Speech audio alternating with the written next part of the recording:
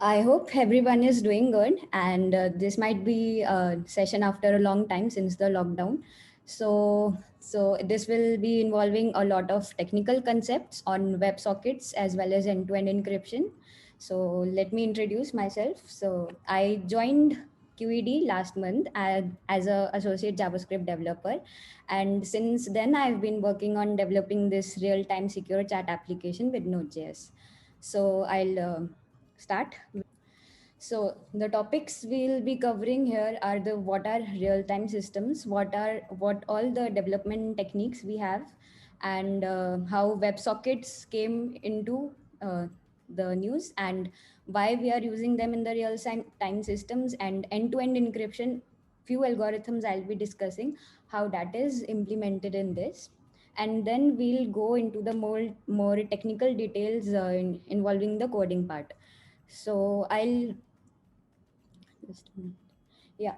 So in this you will have to like be prepared for because this is going to be a little longer session as there are more technical theoretical concepts as well as the coding. So okay, I'll begin with the slides now. Okay. So, what are real time systems? So, basically, in real time systems, we want that our communications and all everything has to happen instantaneously and in bi directional flow. So, we want that whenever there is any event takes place, the data should immediately be available to the other users who have subscribed to that event. So, it is like an instant type of communication, bi directional flow, and because of that we are able to take right actions at the right time. So does anyone have you guys have ever seen in your real life the applications of real time systems? So you can share in your the chat in the chat app. Okay, can I see the chat?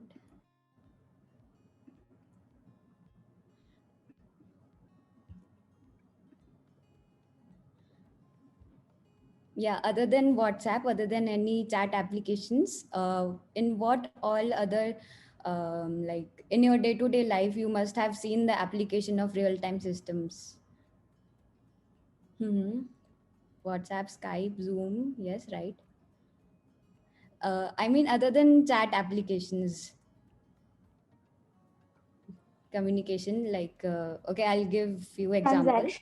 Transactions that we can Yeah, talk. online gaming is a good example. Live stream, right? Yeah, transactions also. Okay. So here are few examples, like gaming, as one person said, and the real-time storage and like real-time databases. We have dashboards, animation applications, multiplayer games, and chat applications, calling, and everything. So what's okay? So in this session, we'll in detail discuss about how in chat applications the real-time systems work. Okay. So first of all, we'll discuss about the development techniques, how these are developed. So like how WebSockets came into news, and so we'll start with the example of refreshing a page. Suppose you have a chat application, whether it is mobile, desktop, or web. So every time, so in this we are considering the case of a web application. So in that case you will every time refresh a page which will be a bad user experience, and that is not a feasible solution. So next option can be http requests, but these are these are request response structures which are quite useful in many applications, but when it comes to real time systems, these are like one way flow of data. So every time a request has to be sent to refresh the message or get the message, and that still is not feasible even if we want a persistent connection using the keep alive http 1.1. So still that won't be, I think, that persistency will be maintained. I'll come to more details in the coming slides. Then we have options of short polling and long polling, where the user's browser, you can say the browser, the client makes request time to time to the server, and those are made by the Ajax. Those are Ajax calls. So although they are asynchronous, and long polling is also mostly used, but that creates a lot of traffic on the internet, and therefore these are still not feasible in real time systems, because again there are the Ajax calls are also one way communication. So next, this is one of a good solutions, server sent events. In this, what happens is when we have a few events being occurred, the updates at the server, as soon as the updates at the server occur, the server sends updates to the clients. Whatever clients need those updates, so based upon the connections, the server sends those events. So this is, although a very good solution, and it reduces the traffic, and also there's persistent connection, but still this is half duplex, and in real time systems we want full duplex. So the full duplex solution can only be achieved by using WebSockets. So that is why the WebSockets technology came into picture. So I hope everyone is finding this interesting till now. And because of now we'll start with more the technical in the WebSockets. But first of all, I'll give a brief on why HTTP we were not using. As I mentioned, that it is half duplex and it is a stateless protocol. And every time a TCP new TCP connection is being done, and through the transport layer of our OSI model, so that makes too many connections, which are creating a lot of traffic on the internet. And that is good, but not for real time applications. And the same situation for our polling and long polling situations, when we have unresolved requests are there many times. And we can do with these solutions long polling and server sent events, but still these are not a native solution. So coming to the introduction of WebSockets. So okay, I'll explain what WebSockets are. So for WebSockets, I'll be covering the WebSockets API, how the connection is set up, that is using the handshake. In the WebSocket handshake, what is done? The HTTP upgrade is done to the WebSocket protocol in the same TCP connection.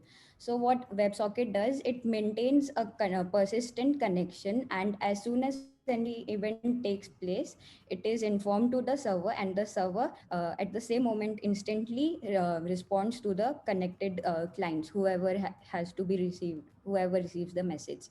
And the exchanging of data frames takes place in the exchanging of messages takes place not through the streaming of messages, but through data frames. So these are like short frames of messages and not complete messages.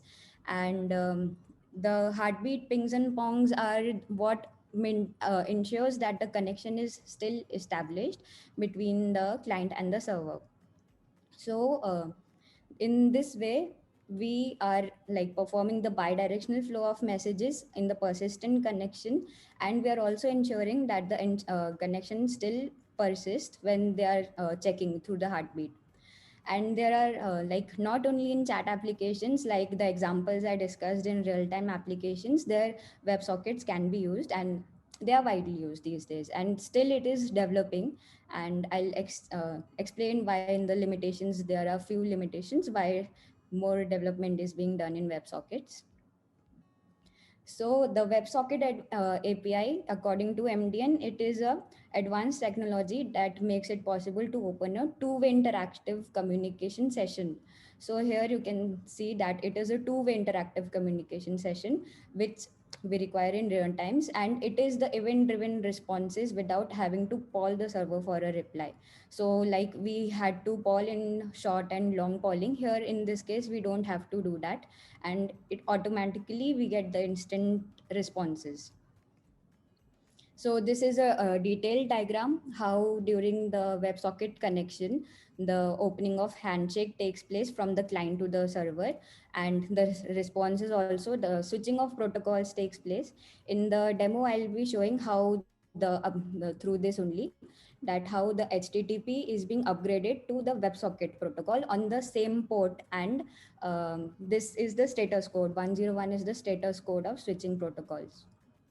And once this is done, independently these data transfers can take place, and then the closing of a handshake can be taken by either of the clients or client or the server.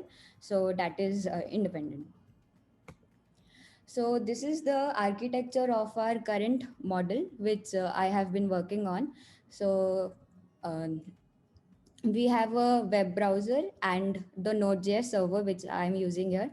So the web client side I have developed completely on React, and we are also using local storage for the storing of chat messages.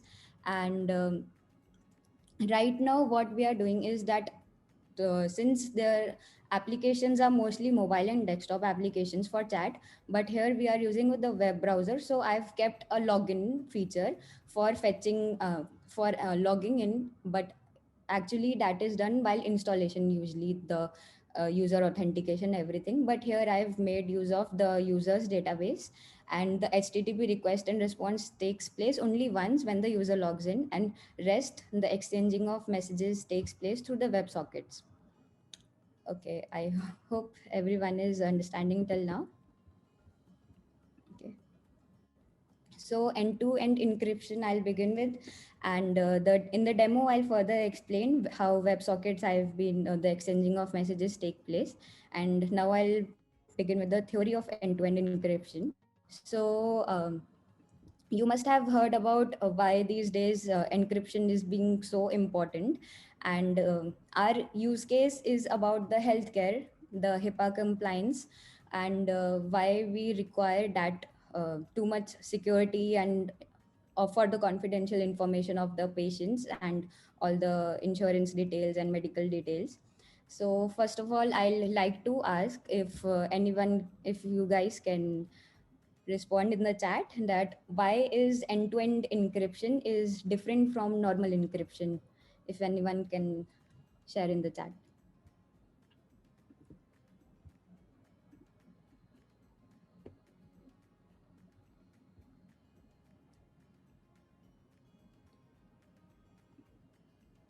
Mm-hmm. Yeah, security reasons. So how how do you think will be end-to-end encryption will be different from normal encryption? Okay, yeah, that is right. For like we use symmetric keys and all. So end to end is different because I'll answer that. The question I'm asking, I think that's not clear. The answer is that we want the data to be the messages or any kind of confidential information to be only and available to the sender and the receiver. We do not want any man in the middle attacks, or even the server or a third party or even the government sometimes to not be able to access our data. So our when we are using normal encryption, what are you saying? Only the end user receiver. Yes, yes, that is what I was saying. That only the end users or the receiver can decrypt it, right? So for implementing this, we don't want our uh, public and private keys to be available even to the server. The server should only function like it's forwarding the messages and not nothing else. And normal encryption is only useful when you want to find out the data of any terrorist or any protesters, like that. It can be useful in that cases when that has to be found out by the government or on. But there are chat applications which have denied that they won't share any data even though it is encrypted. And most of the applications now these days, they don't store any encrypted, even encrypted information on their servers. So I'll explain how that comes. Okay. So before going into the details of end-to-end encryption, let me tell you, we'll be discussing three algorithms about the signal protocol. And before that, I'll just give a short introduction to the cryptographic methods. So a very simple way of encryption is a symmetric encryption, where we use a single shared key, and that secret key is used between both the sender and receiver. So this is quite less secure because there's only one key and it is publicly available, although it is implementing encryption. But once the key is available to any third party or man in the middle, attack can be performed through that. And in case of asymmetric encryption, we have two different keys. The private keys are available to only the sender and receiver, and they only share the public keys. So these keys are related, and only the public keys can be used to decrypt the data when they are like sent to the recipients. So I'll discuss this in detail how this is more secure. Okay. So this is one normal example, a short animation.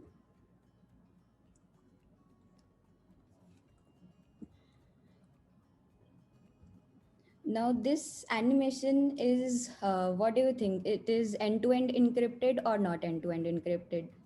I'll play it again. I played this animation again, and you will have to respond whether this is end to end or not end to end. Now, we have Alice and Bob as the sender and receiver, and we have a server which is helping exchange the messages. And these are two keys for performing the exchange, which is KAS between the Alice and server, and KBS between server and Bob. So you will have to tell me in the chat whether this is end to end or normal encryption.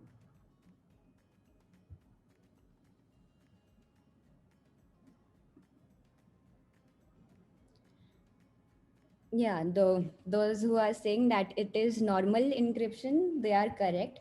This is not end to end because the server is able to decrypt the data and view the data, and the keys are not between Alice and Bob, they are between Alice and server and the server and Bob. So I'll play the animation again, and you can see it is being decrypted here by the server. So although the connection here becomes secure, but the data is available in decrypted format at the server. So it is not end to end. So in the next video, I'll explain how. See, this would be end to end, and you will see with better animation.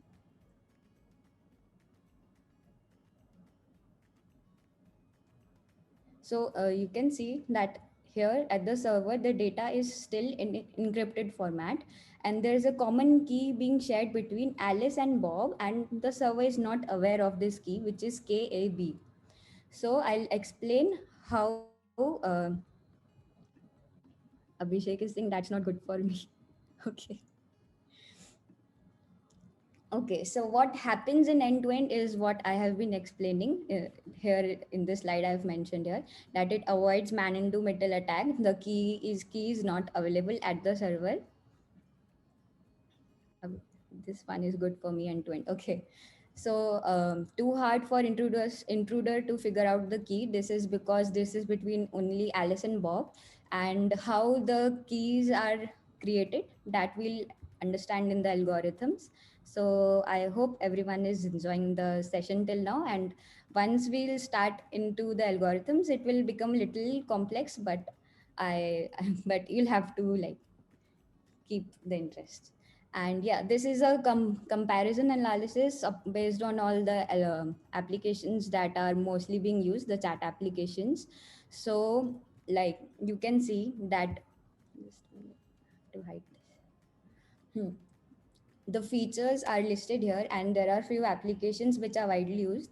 So the Signal app, as you can see, which is the rightmost in the list, so that is like providing the best form of end-to-end encryption, as its code is also available, open source is there. It provides encryption by default.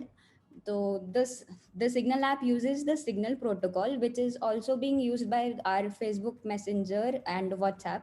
But still, there are few things which Facebook and WhatsApp still did not implement using the Signal protocol, and that is that their source code is still not available, which is why people doubt their end-to-end encryption. Then the metadata is encrypted, and by metadata we mean the data about the users, not only the messages. So in Signal app, what it does, also the users details like their number, contact details and everything, profile pictures and all, they are also encrypted. So that makes Signal the most secure application. And the most important thing is that it has refused to provide intelligence agencies with the user details.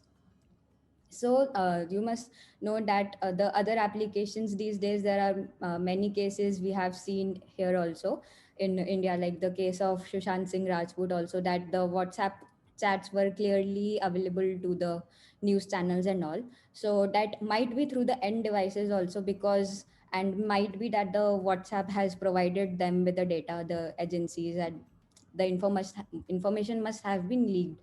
But through Signal it does not takes place, because Signal has refused that they won't provide the data. So now I'll start with the algorithm. The first one is Diffie-Hellman algorithm, and I'll explain with the example of colors in this. So, okay. Suppose we have two users, Alice and Bob. Again, the same thing goes in whole encryption concept. We have these two users, Alice and Bob, and everything outside the color paints is the public area. Okay. So suppose they have a common paint. Alice and Bob have yellow, and they have their secret colors. Alice has red, and this one has blue green. And now they combine those to form different colors with these ones, the common paint and their secret color. Now through a public channel, they exchange those colors, and what happens is now Alice has Bob's mixed color, and Bob has Alice's mixed color. And to more to make it a more common paint, they add their own secret keys. So the secret colors are added here. So as you can see, if Alice adds her secret color to the Bob's public color, then it results in the same common color, common paint, as it is resulted in the case of Bob. I know this might get a little bit complex, but you'll understand more when I'll explain with the public and private keys. So here you can see the as a result they both have the common colors here in the end. And what takes place is through that, when the why they use the color analogy is because these colors cannot be separated in any way. So in a similar way, when we are combining some keys with some prime number, suppose, so they cannot be separated, and that becomes quite tough for the intruders to figure out what the key was actually initially. Like the private keys they cannot figure out. So suppose we have G and N with Alice and Bob in the common paint as a common generator, or the server provides with these, that they both have to access the common prime numbers. So with the help of these two prime numbers, what they do is they combine their secret keys, which are A and B respectively, and they combine to form AG and BG. So these both keys are then exchanged through the public transport. Now this public area is quite unsafe, and the intruder can access the keys from here. But since these both keys are combined with some generator G, so they cannot be separated, because just similar to colors. So once they are exchanged, they combine their initial secret keys again, and in last they form a common paint, and which are equal on both sides. So this means that they both of them have the common keys, and no one from the public unsafe transport area cannot and find out or figure out any keys. So even if the intruder finds out, or by combining he does BG plus GA, so he cannot figure out, because there are few extra bits. So he cannot find out what the actual that was key was, secret keys to decrypt the messages. So these are all the steps I just explained, and these two become a shared secret key, and this complete procedure is called Diffie-Hellman key secret key exchange procedure in end-to-end encryption. And since 1976 it is being used, and still it is being used, but we'll see what are the drawbacks of this application, this algorithm. So before that, this is a short animation for the key exchange in case you didn't understand this. Okay, so I'll explain it. Hmm. So for Alice and Bob, we have A and B as their initial private keys, and in the public area, which is, you can say, the server, which provides them with the prime numbers, are N and G. So they combine A and G and B and G to perform create an ephemeral key or a temporary key. So these two keys now become public keys and they can be accessed and exchanged actually. And when they are combined, they form a same shared secret key. So I hope everyone is getting till now what shared secret key we have performed, got using the Diffie-Hellman. Okay. So the problem with Diffie-Hellman key exchange is that even here in this case we can have intruders. Like suppose we have Sean in this case, and he accesses the key, the public key of Alice, and when it is being sent to Bob, he pretends to be Bob and combines his own private key and sends it back to Alice. So for similarly for the other side, he'll pretend for Bob that he is Alice, and in that case there is no authentication basically. That no, Alice will think that she is communicating with Bob, and Bob will think that he is communicating with Alice. But actually, here is a man in the middle attack happening where Sean is actually intruding between them, and the messages can be modified or accessed by him. So these were the like this was a major limitation with Diffie-Hellman key exchange. So in this case, he forms two shared secret keys with both of them, and so we came to a conclusion that this algorithms is really good for exchanging keys, but it does not provide authentication or verification of users. And this is a example of man in the middle attack. So yeah, it also cannot be used for digital signatures. So there were few more concepts, like you can say solutions, which were introduced after these drawbacks. Those were that we can combine this Diffie-Hellman key exchange procedure with other algorithms which provide authentication. So there was RSA and extended triple Diffie-Hellman, which means we are performing Diffie-Hellman multiple times, and EC means elliptic curve Diffie-Hellman, and there were many other algorithms which were being used, which are still being used, and I'll give you an example also. So audible.in is an example where in the console you can see I've added a screenshot where they have been using not Diffie-Hellman alone. They have used RSA as elective curve there are some mathematical concepts involved in this, which increases the more and more security. So here in the console you can check any even the QED's website or any website. When you go to security, it lists what all the algorithms are being applied for end-to-end encryption. Okay, so I'll start how the signal protocol came into picture when all these drawbacks of the Diffie-Hellman were there. So what the signal protocol does is that it chose to perform triple Diffie-Hellman and extended it. So what takes place here that instead of having only two keys, the private and public component part and the generator and the n prime number, it also has multiple identity keys, signed keys, and one-time pre keys. So for suppose we have identity key for both the users Alice and Bob. For Alice we have ephemeral key also, and on the other side we have SPK means signed pre key, and one time pre key is one. OPK is for sending for one session only and for one person only basically, and ephemeral keys are also temporary, these are for one session. So what happens is that for authentication purpose, we perform Diffie-Hellman on the identity keys, and then we also need forward secrecy, which we'll discuss in more detail. So once these four times Diffie-Hellman takes place, it combines to form a one master key, which is only available at the client side, which means Alice and Bob. Since they are exchanging only the public keys, their public keys of their private public pairs.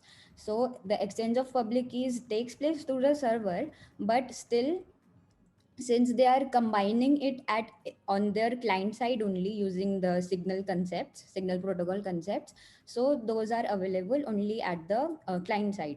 So the master key is available only to Alice and Bob and not the server, and that is how it makes it more secure to encrypt and decrypt messages.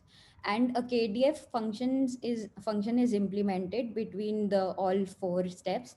KDF means key derivation functions, and that you will understand more through the animation, which I have next. Yeah. So we have Alice and Bob here again, and we have public and private parts of every key. These are one time public keys, and this is identity key pair, and this is signed key pair.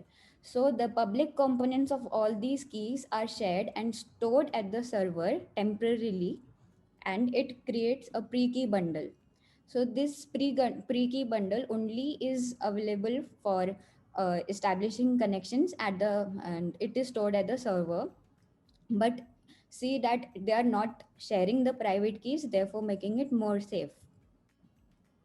So okay, so what Alice does, that it takes its identity pre-key and ephemeral key, that is for temporary sessions for communication, and it integrates or performs the Diffie-Hellman functions for four times, and these four functions combine to form one master key, as I explained, and this is available at both the ends. Alice will also perform the same functions, and same thing will take place at Bob's client side. So that will perform a master key, create a master key. Okay. Now this Diffie-Hellman four times helps in like providing authentication because of the presence of these identity keys only and the signed pre-key. So whenever your keys, public keys are signed with this key, it ensures and authenticates that it is from this person only and not from any other in third party or third person.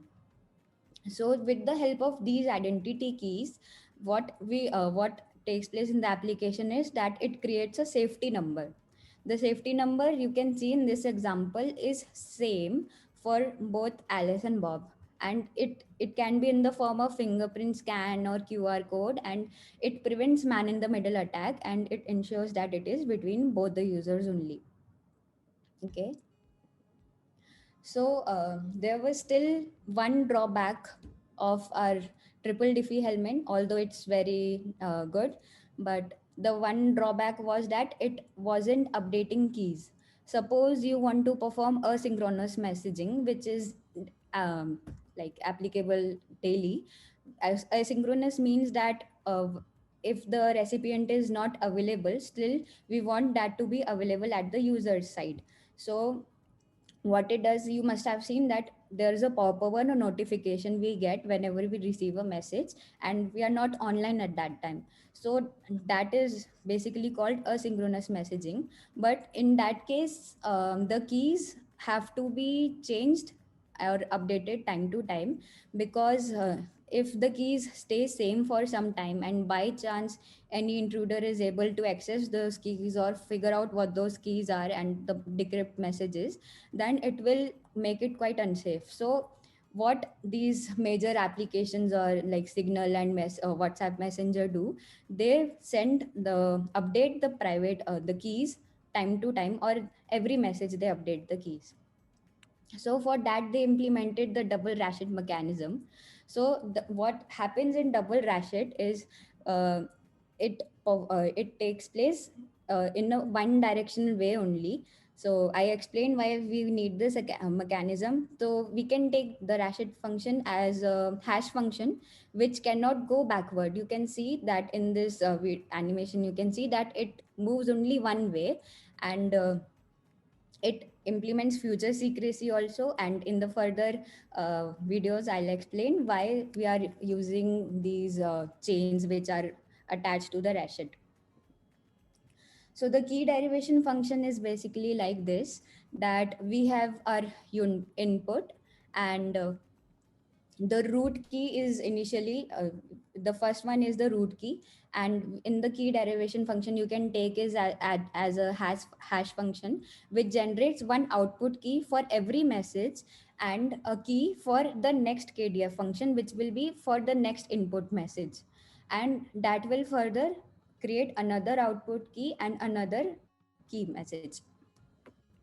So this is a simple example how in this Reshit chain we are appending the output keys, and that is how it also works on one way only, which means you cannot go back in this.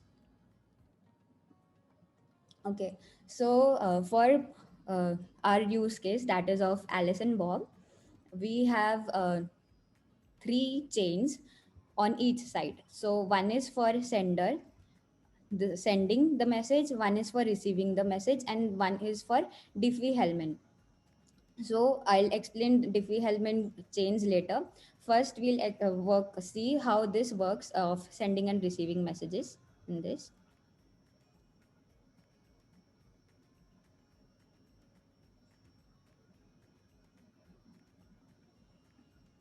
So here you can see when Alice was sending a message to Bob. So first, initially, her sending chain created a key called A1, which was synchronized at Bob's end and in his receiving chain A1. Then she sent another message with the key A2, and he received. And when he received, then the A2 was updated here in the key. So through that key, he could decrypt the message. So what we observed here, that the sending and receiving keys are asynchronous. Not asynchronous means they are synchronized in the double Rashid function. So what, okay, and similarly the same thing happens on Bob's end when Bob has to send a message to Alice. So the key B1 is used to decrypt the message, and you can see that both are synchronized here in his sending chain and her receiving chain. So this performs synchronously. But what if any intruder takes any of the keys and is able to access the data? So although one or two messages he can decrypt using these keys, but we want to that if any uh, the synchronization doesn't take place, or if there is anyone accessing the data, then we want the keys to be reset. So as you know that the Diffie-Hellman was performing a good key exchange procedure. So here we are integrating that with our Rashid function, basically similar to our hash function, and that combines and resets the both the keys of Alice and Bob and creates a Diffie-Hellman and a double Rashid function basically. So in this video you will be see that it will release a double Diffie-Hellman key, and both these keys will be reset. See, the reset has is being taken place, and now their keys are blank, and that will initiate from starting again so that they can be synchronous again. So that is how we can ensure future secrecy also. So future secrecy means that even if anyone has the initial accesses any of the keys, he'll not be able to the decrypt further messages, because Diffie-Hellman will reset all the messages, the both the keys, both the chains actually. So here he or she will not be able to decrypt further messages in our key derivation function, the complete chain. Okay. So we initially had the architecture, the high level diagram, in which we were I explained the working of WebSockets. So here I have also included the signal protocol. So we have the code as open source available on the GitHub, and using that code I have integrated in the React side, and I am storing the pre-key bundle in local storage, since in web browsers usually we don't prefer to store it on the servers, as I initially mentioned that these are mostly used in mobile and desktop apps. So I'll explaining the demo after this. So before that, I'll explain how I have set up the Signal server. To set up the Signal server gateway, the gateway is like in the diagram as you have seen. This gateway, just wait. Huh. Through the Signal gateway, we are able to establish a connection between our client, which I have developed in React side, and to the Signal protocol. So this Signal protocol, a few files are there. On that JavaScript files I have taken from the open source code, and which I'll explain how I have performed the integration. So the Signal gateway is what I have created to perform the integration. So here are a few steps. So what we have to initially do is uh, like create some storage to store the pre-key bundle, and to store that I'm using local storage as well as the temporary Signal clients which I have integrated with React. So on both sides, not on the server, actually on the Node.js server there won't be any data. The only data will be there in the local storage, which will be like encrypted chats. So that I will create. Secondly, we have to create a Signal protocol manager for every user. What it does, that it will initialize the process of encryption decryption, like it will set the pre-key bundle when we are logging in, and for this will take place for every user. So that will initialize every Signal protocol manager for every user. Then we have to build a session using our device IDs and the sender and recipient IDs, whoever are being like performing that.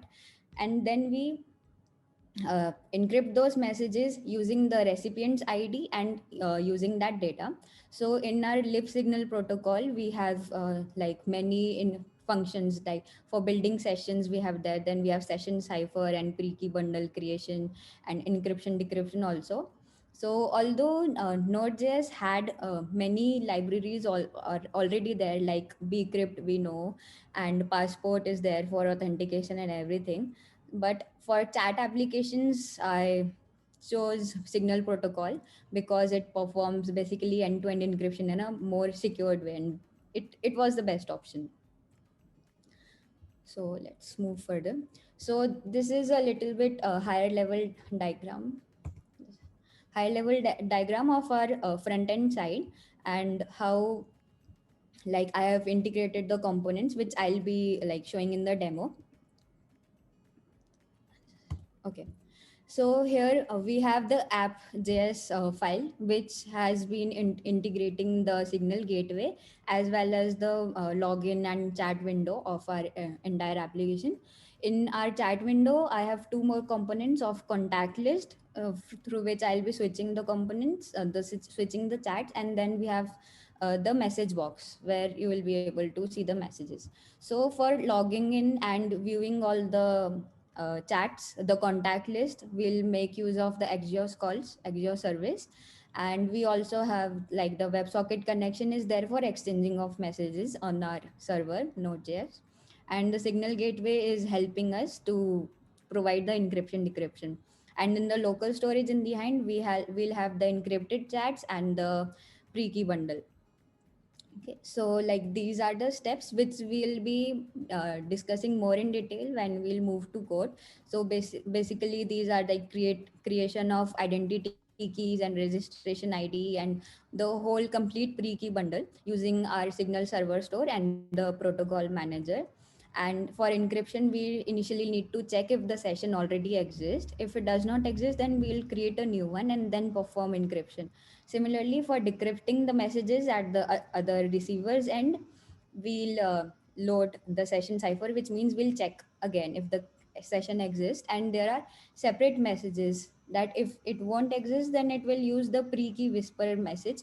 That is, these are inbuilt messages of our lib signal protocol. Okay. So, okay, let me move to the demo. Before that, I'll explain that our scenario is of the healthcare, as I mentioned earlier, that we have our one doctor and multiple patients communicating with each other. So, I'll simply start the demo now. So, after that, we'll take a 5 minutes break. Then we'll start with coding. So, let me start with the demo.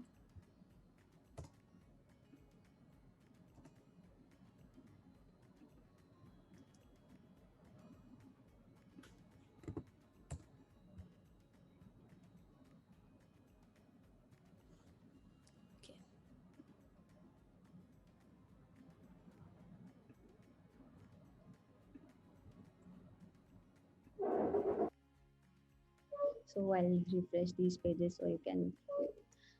Okay, so I'll start with the WebSockets demo initially.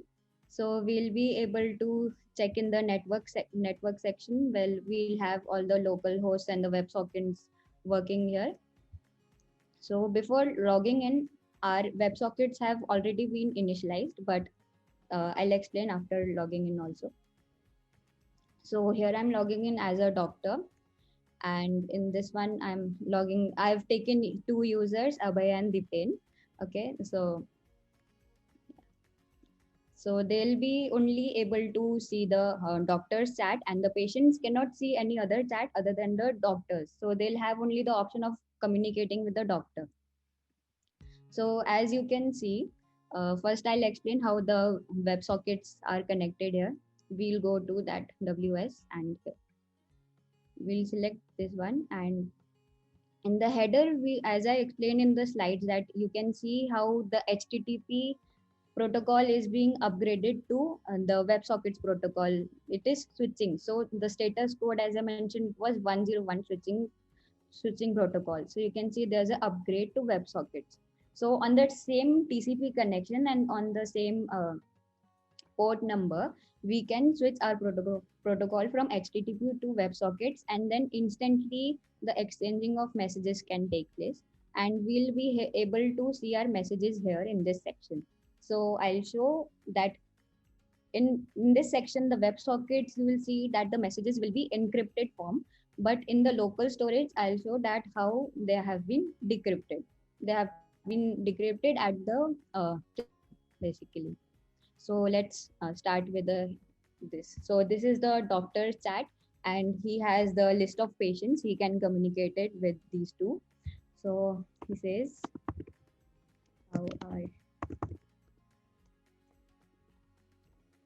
So you will be able to see that in his chat, and yeah, the last message is also being updated here. And now in the Payne's chat, you'll see that he has received a message from the doctor, and then he can also respond that I'm doing good. So like two messages instantly he has sent the messages, it has been updated here as well as here in on the receiving end. So here you will be able to see that we have our complete chat structure, and here in this message body section we have the message as in complete encrypted form, which means whatever data we are transferring to our Node.js, the main server, and through the WebSockets, which is mounted on top of the Node server. So that is completely encrypted, and any third party or anything, they cannot view the data. So how encryption is being there, as here you will be able to see the decrypted messages at the client side.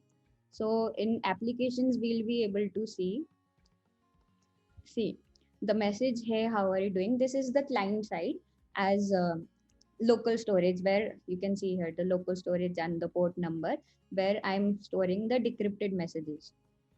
So at the client side only we can see the decrypted messages, and that was about WebSockets. I'll then explain how we are also storing the pre-key bundle.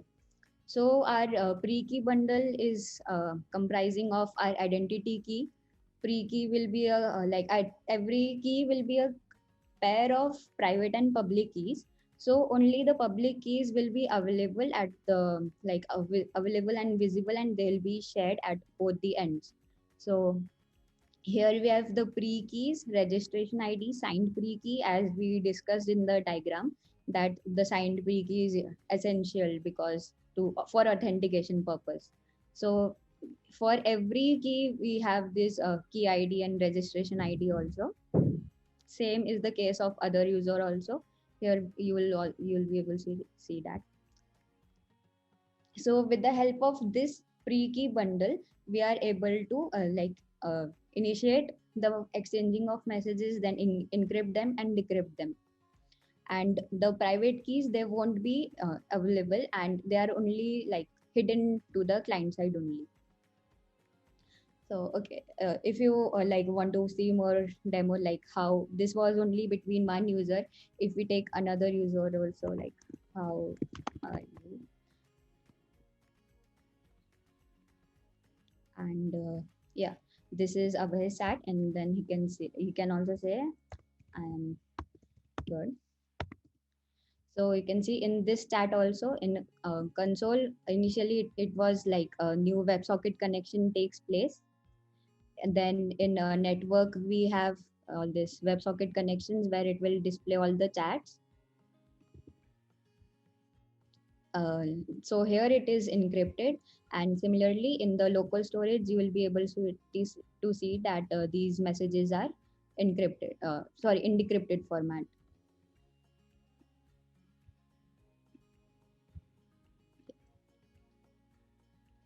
Another one, sorry.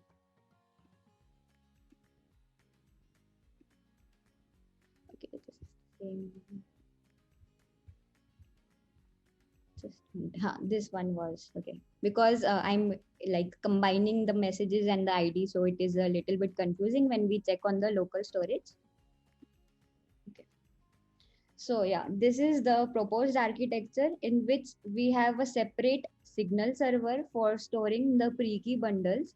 So it uses signal. What it usually does is uses a TLS or secure connection from our signal client to our signal server to store those pre-key bundles. And similarly, on the WebSocket side, which actually I have integrated the WebSockets on our main server only, but for that we usually have a separate push server for sending the messages as soon as it gets from the main server as server sent events. So this is basically a more like realistic approach. And we signal server is not same as the signal app. As I just said that the signal you can call your signal app as a signal client side. So basically what it does is it sends the data from the pre-key bundle is stored at the signal server for each user. You'll understand this in the next diagram.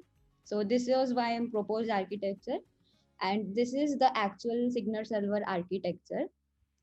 And in Abhay says nope. Okay. Do you have to say anything here, Abhay? Okay, you were answering to Abhishek. Okay. So I'll continue with this.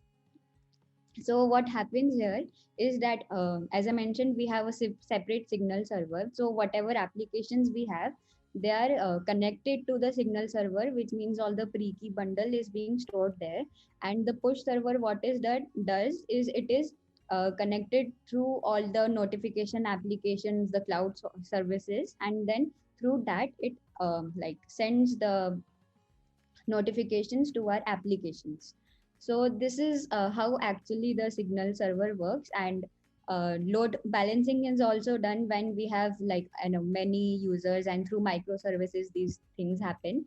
And like you just asked, like how we can have so many separate pre-key bundles for if there are 100 of users. So this is the answer to that, that we have a separate server for storing the pre-key bundles, and it is actually uh, secured through a TLS connection. So pre-key bundles, even if anyone accesses them, they cannot use them because it has only the public components of our key pairs.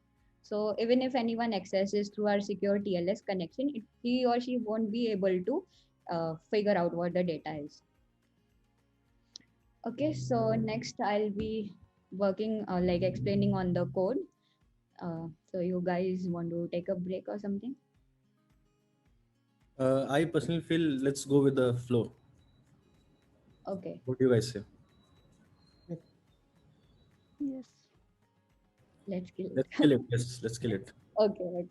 So, okay, so I'll be having some screenshots of the structure, local storage, and all the implementation here. So first of all, the technology stack. So here on the React side, like on the front end side, I've used React. For Ajax calls, I've used the Axios calls and local storage, as I told. Then we have a Signal protocol and REST APIs. For CSS, I've used Tailwind CSS. This is the symbol of Tailwind CSS. And on backend, we have a Node.js server where we are using the TypeScript language, MongoDB for storage, and Mongoose for integrating the MongoDB and Node.js, and Express, obviously, always there. And what do you think will this be the symbol of? Any guesses for this one? Socket. WebSockets. Okay. Web was very fast. So, like these are the existing APIs which I'm using currently for logging in, and which is actually it is takes place at the installation. So here I'm using the login API, and for getting all the contact in the contact list, as I just mentioned in the demo. So we'll have a separate one. So that will fetch all the users other than the logged in user. And it will also be taking the role, because we are taking separate roles as a doctor and a patient. So we'll ensure through role that it is the doctor can only view the patients, and the patients can only view the doctor. So one, as in my proposed architecture, there was one API that was missing, that if we want to store our chats temporarily, then we can also create an API for chats. So in the on the server side, we can store encrypted chats, not decrypted one. So the server will have, and temporarily, because that happens in the Signal Messenger, that in asynchronous messaging, when our receiver is not available. So for temporary, for some time, the chats are stored on the Signal server. Okay, so this is how the calls are being done. So for the APIs, and I'm using here async await, and for every await call, like there will be promises resolved or unresolved. So we also need to use a try catch block. This that is always suggested when you are implementing this. So these are for both the calls. And yeah, so this is the structure of our MongoDB, where just like I showed, we have 3 users only for the demo purpose.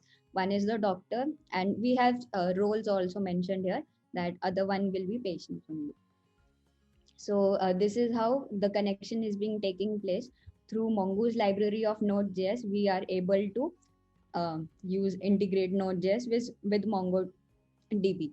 So Mongoose is a basically a library which we like the people who are more into coding, or the developers in this chat must be aware of Mongoose.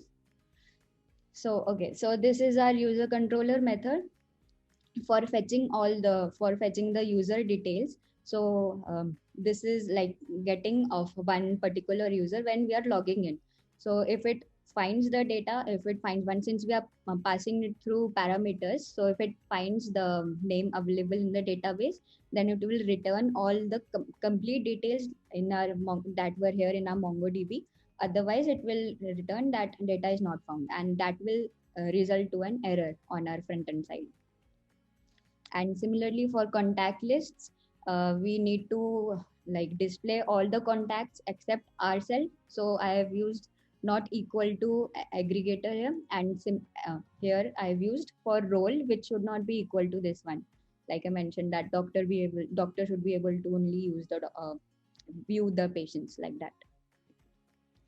So WebSocket implementation I have done here using the WebSocket library. In Node.js, we have many other libraries, like the developers must have heard of the Socket.io. So that is a very famous one. Even other than that, we have WebSocket library also. So for implementing in Node.js and on both the client and server side, basically. So to establish a connection, what we do here, we use this WS instead of HTTP, and then the complete URL we provide along with what the parameters just I mentioned, that the logged in users ID I have to use to initiate the connection, and that we are passing to the WebSocket. So there also we are storing the connections on the server side, so we need to send the IDs of the people there, connections. So as you can see here, that as soon as a new object is created of our WebSocket, so we have these few properties available with the WebSocket object. So which we'll be using is mostly used are on close, on message, and on open. So on open means that the connection is open and we can, like, the requests can be done through the URL. And on messages takes place when we are sending, exchanging messages, receives message, and these are basically events. The properties, these three are events. So I'll explain this. So to establish our handshake, from like this was from the client side, and this is from the server side. When it receives a request from the client, so it will handle here like this. It upgrades from our HTTP server to our WebSocket server. Here, this is how this is being upgraded. So we are using the WebSocket library here, and we create a object for that. And further, I'll show how we are storing all the connections in an array. So this is on the client side where I mentioned all the properties. So we can call them as event listeners also. So we can see here that the WebSocket client is connected on open event, then on message, which is, so these are being actually triggered by the server and handled by the client. So on message, we can say that we have received the data with the event, and on close, as it happens after some time, WebSocket client close. And on the server side, once we receive the request from the WebSocket, it can store all the connections here. So this is how in our request accept we get our connections. And in our array, just as I just mentioned, that we can store all the connections there. And then similarly, we have the events here like request, open and close, that it will specify when the server socket connection is being opened and closed, and message also. So this message is this message event is a very important one, which like we'll be using to receive and send messages basically. So when we receive a message from the client side, I'm creating here a create private chat, although this is not needed on our server side, but still I wanted to experiment like how we'll be able to store our chats. So I've created a separate function for that. So yeah, these are a few points regarding that it will server must listen for incoming socket connections which are from the client side, and they can be written in any server side scripting language, which means here I have used Node.js, but they can also use like Java and PHP. And it keeps track of clients, which means we have to manually do here, that it will add all the connections to our array. And also basic encryption is performing when the data is being sent from a client to server, like it is performing XOR encryption masking of all the data frames. Like I mentioned earlier, that here data is not in the transferred in the form of streams, it is transferred in the form of data frames. Okay, so yeah, so that was all about WebSockets, how we are exchanging messages and establishing connection through handshake. And now I'll be explaining end-to-end encryption using the Signal protocol. So yeah, this could be a little complex, but since there's everything in our Signal protocol library, we need not go into much detail of this. But this is the code of the Signal server gateway, basically, which I have created to integrate our client with the Signal, everything, the protocols and everything code. So initially we have to include the libsignal protocol.js library, which is open source, and we have to copy it down into our React side and include it in our HTML file. And then the 3 steps takes place. So in the first step, it is initialization, which generates the identity key pairs, which I just showed you in the local storage screenshots and the demo. So what it does, it creates an identity key pair and registration ID for every user. And then it generates a pre-key bundle. Asynchronously, everything takes place. So in pre-key bundle, what it is doing, that using the identity key pair and the registration ID, it creates a pre-key and a signed key. So these two are essential. As I mentioned, it is performing 4 times Diffie-Hellman, and all the Rashid mechanisms are there. So using all this is our main structure of our pre-key bundle. So our identity key will be having public and private keys. So from that, in our pre-key bundle, we only store the public key part. And similarly for pre-key key pair and for signed pre-key, we'll have the public components only in the entire pre-key bundle, and that is stored in the local storage as well as this our register new pre-key bundle, which is our Signal server store. Here we'll be storing this using this. Okay, so I'll move to next. So encryption is done as I initially mentioned that we have to check initially whether our session is already existing or not. So for that, it checks to our signal protocol, the libsignal library. If the session is already there using its built-in functions, load session cipher. If it's there, then if it's not there, if it is null, then it will create a new one using a device ID, which I have taken here as like a constant static value. 123 is actually device ID. And this is the remote user ID, which we are using to the recipient's ID to whom we have to send the data. So it is like creating a session using the session builder. And again, it gets the pre-key bundle from our storage, which is our local storage right now. And then it processes the pre-keys. So it has to like completely process the pre-key to create a complete session using the recipient's ID. Then it uses to store them. This storage takes place in another file called in-memory protocol store, which is a part of our signal protocol. Okay, so then it performs encryption. So once our complete session is created using all these steps, it encrypts the data, and it will be like a ciphertext format, like I showed you in the demo, and then it will be returned to our front end side, the chats. Okay, so decryption takes place using the sender's ID, the one who has sent the data, and the data which is actually ciphertext. So the ciphertext here is having three components actually. One is the type of data, whether it is having pre-key or it is not having pre-key, which we check for like decrypting in different ways. And then it has the body, which means the encrypted text, and then it has the registration ID as well. So the same steps take place in decryption also.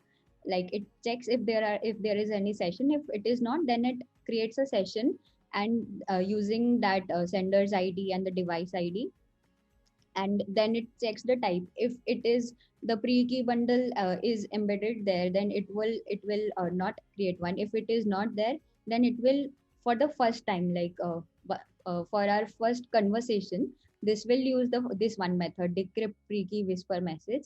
And for normal conversations, like after the first one, it will use decrypt whisper messages. So we need not go into much detail. This was just an overview how, and these all methods are of our libsignal library protocol. So we need not go into much detail of these. So so this was the main part of encryption decryption. Now talking about our local storage, I know this also should be mentioned actually, that we have our local storage for our web browsers only, and there are few methods that we use of local storage, that is get items, set items. So here too, we are since you have seen that we are using for storing our chats and for storing our pre-key bundle.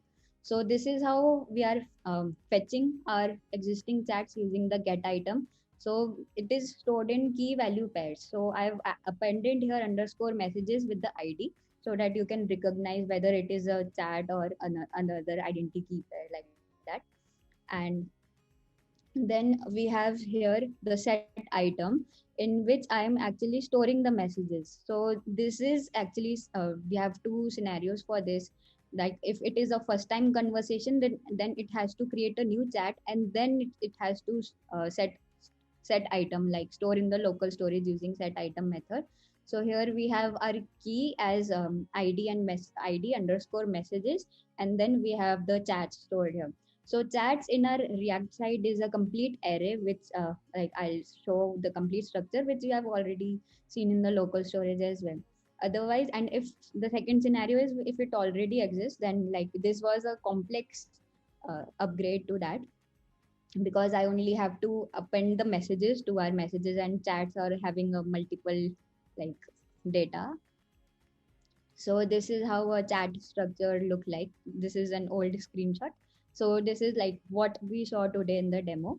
It has chat ID for each individual. Because of chat ID only, we are checking in our code that who are the main recipients or members basically. So right now in our scenario, we are taking only one sender and one receiver. We can also have group chats, which are like which I have included in what we can do in the future. Then we have messages. All messages are like the objects, and messages will be an array of objects. Well, I have stored the message time and who are the sender, receiver, and everything, chat ID as well. Okay. So for storing the identity key pairs, sorry, the pre-key bundle, which includes the identity key and the sign key and everything, we are also using local storage here. I'm using the user ID as key and the storage bundle, the pre-key bundle, as the value of that key. So here similarly in this one we are trying to get from the local storage based on the user ID, which was the key. So these two methods are being called by our initialization, encryption and decryption processes, and that's how like it is fetching and taking storing data from the local storage, the pre-key bundle. So this was the structure which I just showed in a demo of our whole pre-key has the public keys. Okay, so there was a lot of things. So I learned in the past 1.5 month. Actually, it has been 9th of November. I joined, and since then I've been working on this. And there were a lot of challenges I faced initially, like how I'll pass parameters through Ajax calls and how I'll integrate React and TypeScript. Because in Node.js we were using the TypeScript, and both the languages were new to me. And setting up how the WebSocket connection will take place, and chat structure being very complex, how I have to, like, it took me like a lot of time to like in create the whole chat structure and even all other things, the users and all. So and then how in our contact list component only I can like display all the contacts, and separate APIs we have to create for that. Then comparison of various algorithms, and like that was a more of research work when I was doing comparison of the algorithms. And the even the comparison of the messaging apps which I've told, and algorithms, I hope like everyone at least found it interesting and it was clear. And then integrating end-to-end encryption, E2E stands for end-to-end encryption, that was a very major challenge. And because we usually use crypto and bcrypt and everything for encryption, but since we wanted it to be end to end, I signal implementing signal protocol was the best option, and though very challenging. And then using that set state, I just mentioned that I have to use previous state many times to update only the messages of the complete chat structure. Then yeah, so then updating the last message and time in our contact list, that was also had to be like it was initially involving many loops. Then I converted those arrays to objects, and that made it quite optimized, because arrays are like we have to make a loop every time, but objects are quite optimized. It directly reduces the time and directly accesses the data. So through that I'm updating the last message in time in our contact list. Then yeah, exchanging of encrypted and decrypted message, this is integrated with our web sockets. And there the calling of messages, the calling of the encryption and decryption, those takes place using between the WebSockets components. So that was a bit of challenge also, but yeah, it was very fun and interesting. Then finally I had to find out a solution to store our data in our web browser, so local storage was came to rescue. So that is how everything successfully took place, encryption decryption. And yeah, one more thing was there, that I'm sending the messages back to the receiver so that it can be confirmed that he has received it. So when it receives its own message, I had to store a temporary last message using the ID, so that it couldn't cross check whether it is its own message or another message. So in that way it will not send for decryption for its own message, because that is not possible to decrypt your own messages. Okay. Yeah, so limitations, as I mentioned, like there are a few of limitations, but this is a very basic architecture which we have done here. So in WebSockets, as I mentioned, that it is still in the development phase, but widely being used in many chat applications now. But the limitation was that there is no reconnect mechanism, although the connection remains persistent, and many applications are using this. But we have to manually reconnect it once it is disconnected. Then load balancing is also hard to implement with WebSockets, or it's not that it's impossible, but it becomes little complicated when we go into the coding part. Then signal protocol is not widely used or known. This is because many people, they focus on what's happened Facebook and this not see that Signal Messenger is so much more secure as compared to others. And end-to-end encryption can only be implemented in mobile and desktop, as I mentioned earlier.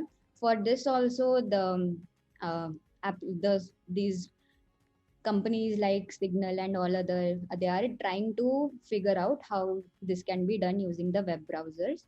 And yeah, the messages cannot be permanently stored on the cloud or the server, because like they are immediately sent to the receiver once it is connected to the server. And so the server maintains as least as messages it can maintain. And the browser is not a trusted client. This is very important, because sometimes like this is here, the explanation is here, the user may or may not be the owner of the device being used. Sometimes like you are out somewhere and using others devices and you're communicating through that. So any browsers are not trusted clients till now. They do not like ensure that your messages will be end to end encrypted. Anyone can access your device, which means the end points, which means the end devices are still unsafe when they are accessed or like in hands of anyone except the owner of those device. So, and in case of web browsers, yeah, user might switch to another device and it is not feasible. So signal registration process, not login. So this means that here I'm using the login process. What usually happens is that when you are installing the application, the pre-key bundle is generated as at that time and stored at the server. And since I'm not using any application, this is a web browser, so I'm using the login functionality. And the last one is we need chat APIs to store encrypted messages. Just I mentioned that when for temporary storage also we need chat APIs, and we need to store a signal pre-key bundle at the signal server, which I have mentioned in our architecture that we have a separate signal server. Okay, so scope and beyond, like looking at our limitations and many other things we can do in our normal chat application, is the secure web sockets and how everything can be highly available. And making scalable means that it can be our chat application be can be integrated with multiple uh, you can say tools, like in healthcare or in other domain, any domain. Then we can have group chats by increasing the members. That will make our code more complex, but that is a good feature. Then we can have the confirmation that our message is delivered at the uh, user end, not even at the other client, but also at the server. Then online offline is another important feature. And guaranteed message delivery, same that we see our ticks and double ticks, and that is important. And temporary message storage, which I mentioned earlier, when client is offline, we have to store our messages temporarily somewhere.